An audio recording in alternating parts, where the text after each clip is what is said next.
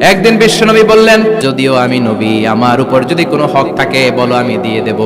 কোন সাহাবী দাঁড়ায় না, এক সাহাবী দাঁড়িয়ে বললেন, নবী, যুদ্ধের ময়দানে চাবুক চালানোর সময়, লাঠি চালানোর সময় এক কাফেরকে মারতে যেয়ে আপনার লাঠির বাড়ি আমার পিঠের মধ্যে পড়েছে। আপনি যেহেতু এই কিসাসটা আদায় করতে চান, আপনার পিঠে আমি লাঠির বাড়ি মেরে এটারে শোধবোধ করে দিতে চাই। বিশ্বনবী বললেন, আসো, তুমি এসে আমার পিঠে লাঠি দিয়ে চাবুক দিয়ে বাড়ি মারো। সাহাবী বলে, ও নবী, তখন দুর্ভিক্ষের সময়ের যুদ্ধ ছিল, আমাদের গায়ে জামা ছিল না। আপনি যদি যথা নিয়মে কিসাসটা আদায় করতে চান, আপনার জামাটা খুলেন, খালি পিঠের মধ্যে বাড়িটা মার। এবার আর ওমরে ফারুককে ধরে কে? এদিকে আয় তোরে দেখাইতেছে। বিশ্বনবী বললেন, ও ওমর, থামো, মারতে দাও। বিশ্বনবী উনার জুব্বাটা উপরের দিকে উঠালেন। সাহাবী বিশ্বনবীকে পিছন দিক থেকে জড়িয়ে ধরে ওই মোহরে নবুয়তের মধ্যে চুমু দিয়ে ফেলেছে।